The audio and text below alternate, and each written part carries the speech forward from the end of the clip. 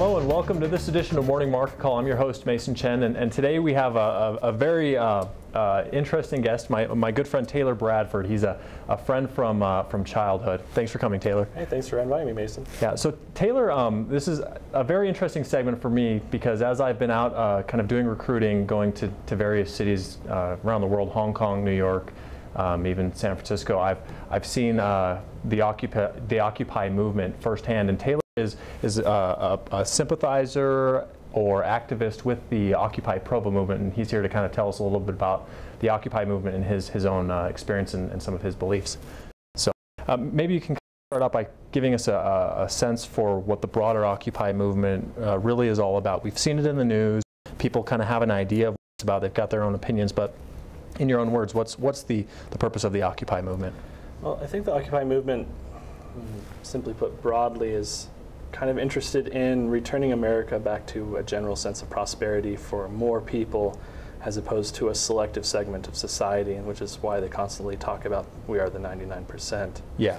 Because they feel very strongly that, you know, one small group of people will continue, if things are left unchecked, to continue to get more and more power and more influence and more resources, whereas the rest of us will continue to see stagnation, you know, lower wages, and generally speaking, less prosperity. Yeah, so the Occupy movement tends to have, you know, you hear the people on the news, the sound bites, where they're talking about we need a socialist government, or I recall seeing a couple of videos on the internet when I was looking at the news where they're calling for violent reform and things like that. Can you comment on those types of members of the Occupy movement?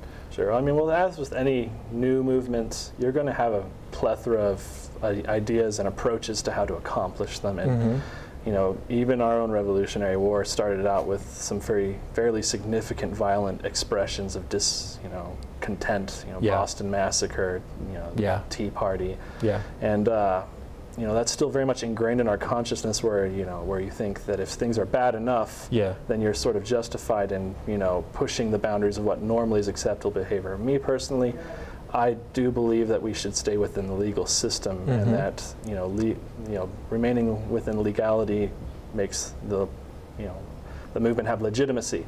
And when you discard the rules that dictate how we're able to express grievances, then you very much invite a violent response that can ultimately crush the movement. Yeah, I've definitely heard kind of from political commentators that the moment that Occupy gets violent is the moment that it dies, basically. So, you know, maybe you can tell us a little bit about specifically the Occupy Provo movement. You know, I saw the protests, I think, one weekend in front of Zions Bank. What are the objectives of Occupy Provo? Well, I think the Occupy Provo is very much a satellite connected to the Occupy movement in general. It very much is trying to correlate with the central goals of the movement, while at the same time discussing, things that are out here now, with banking being a very international thing.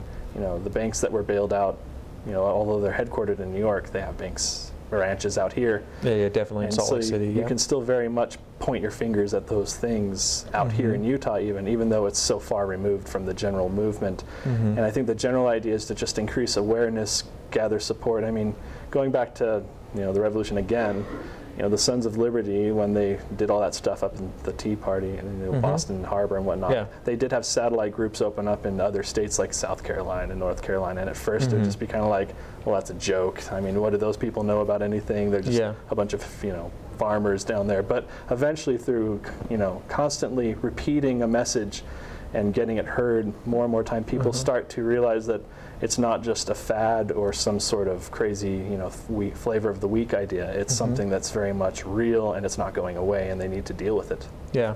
So one question I've had is the Occupy movement tends to target bankers and big business, right? Politicians too. And politicians. Oh, I've heard less of politicians. When I was in New York, I actually was speaking with some of the occupiers, and they were saying, we want to return to, we want to spread out prosperity, and we want to return to a more equal, balanced society, and we want President Obama to be back in office. And so it definitely had that political tilt to it. They thought that was the mechanism by which to implement change. But the question I have is, how do some of these occupiers reconcile I guess the disparity between like the services and the products and things, the good that big business does do for our lives and making life easier with sort of their broader views of kind of distribution and more balanced distribution of wealth and things. Sure. I don't think the Occupy movement is opposed to, say, prosperity or even success. They don't believe in punishing the talented or, you know, taking away the fruits of your labor. But there are definitely people within the movement that have that. Well, again, that mentality, there's right? going to be a plethora of ideas and approaches. Yeah. And eventually the stuff that doesn't have support will eventually be rooted out. I mean, again, with the revolution, you had people who said, all right, once this Revolutionary War is over, we're all going to go back to individual states and be several different countries. And then you had a whole bunch of people who were like, well, no, that's horrible. Yeah, and yeah, they basically had to strong-arm a lot of those people into coming along with it.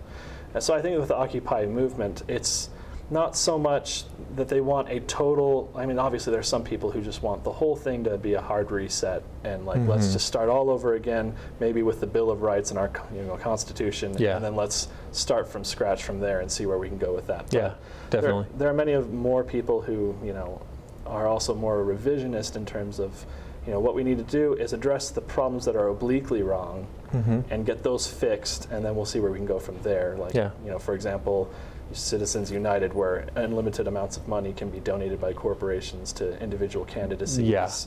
You know, the Glass-Steagall Act, getting banks separated into commercial investment branches, because, you know, we talked about too big to fail just a few years ago, and what ended up happening was the government gave money to the banks, and then they merged and made fewer banks. And so if it's too big to fail then, what is it now? You know, I think that's largely what has frustrated so many people. Is they kind of laws and regulations that don't quite solve problems and don't quite and they haven't solved the development at all. There's no reason banks can't continue to get bigger right now. Yeah, interesting. So with the Occupy Provo movement, what types of activities do you guys engage in? Well, mostly it's trying to raise awareness. So you had the Zions Bank thing. They do have an impending protest against Chase.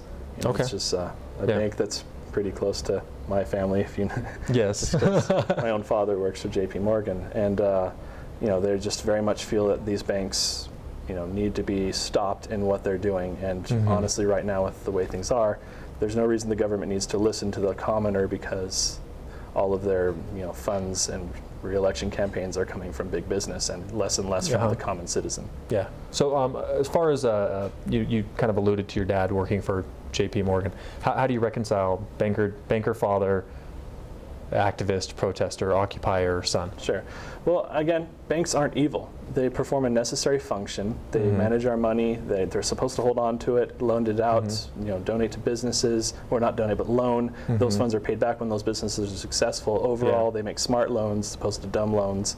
And, you know, generally speaking, we need that service because we are a huge multinational economy. But, you know, where it goes wrong is where banks start, you know, making investments that only they understand, that don't actually add up on paper, but because nobody else is regulating them or managing them, they're just left to their own devices. I mean, it's no different than, you know, companies that make, you know, that produce or manufacture products. iPads. You know, anything like that. If you don't control or regulate, then they find the cheapest way to do things. They might not necessarily follow safe protocols, and then you end up having lead poisoning scares and other things like that, which are very much a big problem in China. Well, yeah, China's but China is a socialist command economy, right? Right, but it's just basic human nature. If nobody's watching the guards, then who can be upset when the guards are corrupt? Yeah, that makes sense. So one final question before we leave.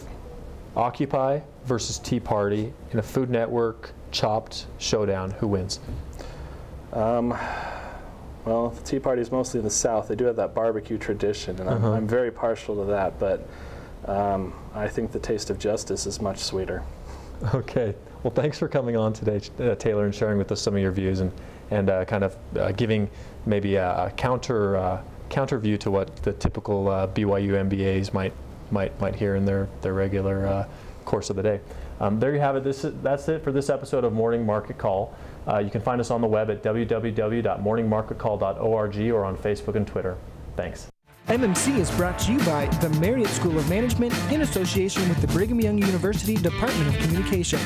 MMC is made possible by a generous donation from Larry Tasjan and Gary Williams, and is produced by Rhett Weller, Todd Castagna, Mason Chin, Joel Toby, and Sabrina Beck, with line producing by Beth and Brian Grimmick. For more information, find us on Twitter or at morningmarketcall.org.